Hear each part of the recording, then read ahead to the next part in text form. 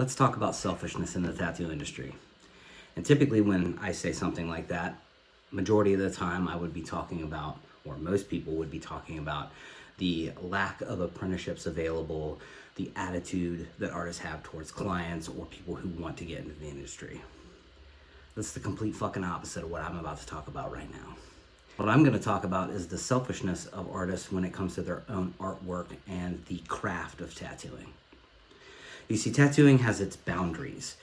It's these boundaries that are set up that when you follow those boundaries and you stay within them, you will give someone a tattoo that will last for 40, 50 years. You'll be able to tell what it is when the person's 60, 70 years old. And that's the tattooing that I grew up in. I've been tattooing for 20 years plus.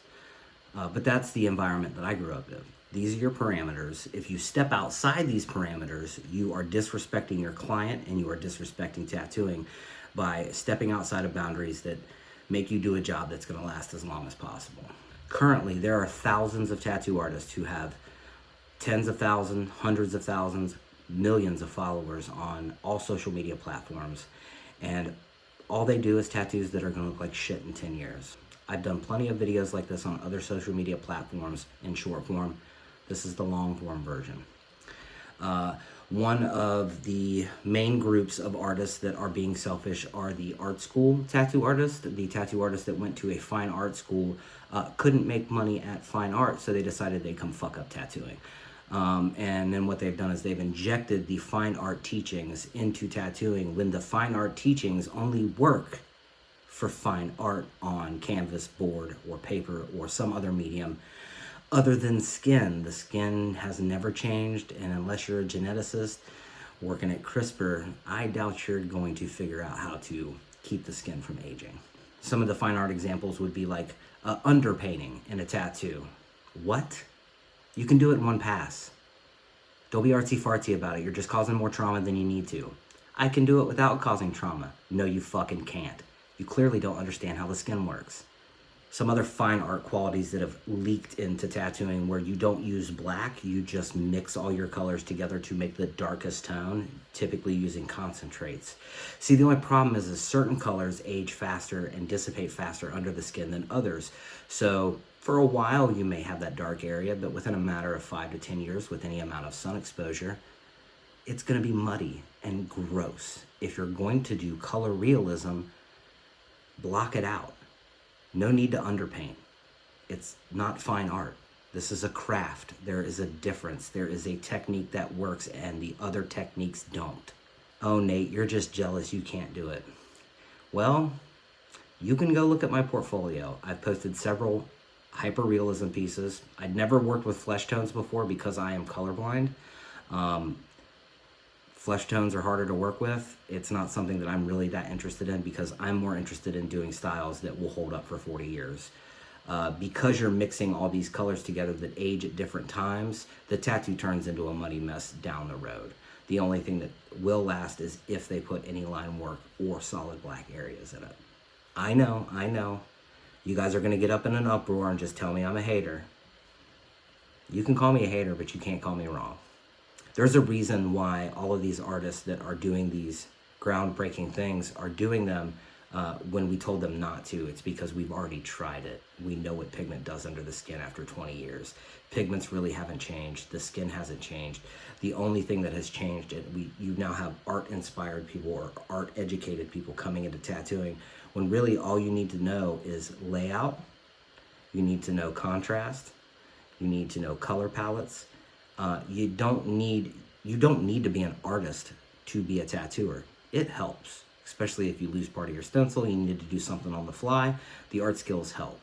But when it comes to entertaining these watercolor looks and entertaining these oil painting looks with the underpainting techniques, it is a waste of fucking time, and you're disrespecting yourself, you're disrespecting your clients, and you're disrespecting tattooing. Plain and simple. Now, this whole thing started with the fine art section of tattooers. Started when they went to a really expensive fine art school and then realized, fuck, I wasted all my money. I learned all this useful shit, but I can't apply it and make money anywhere. Oh, I can go to tattooing and do it, except you refuse to follow the boundaries or stay within the boundaries of the tattoo because you want to be cool, you want to be different. That's not what tattooing is about. Tattooing is about giving your client what they want in a timely manner, in a style that is going to look good for as long as possible. Not for as long as you want it to, or as long as you think it's going to, for as long as possible. That means black, contrast, leaving skin so it can breathe when the tattoo heals and that pigment spreads as the tattoo ages. But you don't give a fuck about that. You're fucking selfish. So, yeah, to all the fine artists out there, if you want to go do underpainting where it works, get the fuck out of tattooing. There are plenty of people that are willing to do good tattoos that are going to last as long as possible, that'll fill your spot. It's that simple. I refuse to like your photos. One, we've talked about the underpainting technique, and they will say it works, except all the people that do underpainting techniques, they haven't really been tattooing longer than 10 years, so they have no idea what their fucking tattoos are going to look like. Anyway, I digress. So where do we go from here? Well, that's why I'm on here. I think it's important to spread correct information because the generation of your parents telling them, or their parents telling them that they can do whatever the fuck they want with like no boundaries whatsoever, this is how we ended up here. There are boundaries and rules for a reason. We want our tattoos to look as good as possible, as long as possible. Now, there are artists out there that can come into this field and into this craft, and they can take their style and they can tattoo it because the stuff they were working on was tattoo friendly to begin with. It's when the fine art people come in and they want to impress their techniques on a craft that doesn't require those techniques. Another part of selfish tattooing is outpricing blue collar. Tattoos, as far as I can remember and as far as I've learned, in America have been very much blue collar. So when you start charging, $4,000, $5,000, $6,000 for a day rate with no guaranteed tattoo time, you are disrespecting your client and you are disrespecting tattooing and you are fooling yourself. I said what I said. I know my value. I don't fucking care. If you overvalue yourself and you get to the point where blue collar, average, everyday people can't afford to get tattooed by you, you're disrespecting tattooing. You're fooling yourself and you're disrespecting your clients. I hope this has been somewhat informative. There are other selfish things about tattooing. We could go into the selfishness of clients. We can go into the selfishness of shop owners. There's all sorts of layers of selfishness. Even I myself, in a way, by doing all this and adding myself to a multitude of social media and start doing long form and joining this app, I want the ability to say no. There are tattoos that I would like to say no to. It's that plain and simple. Is that selfish? Yes.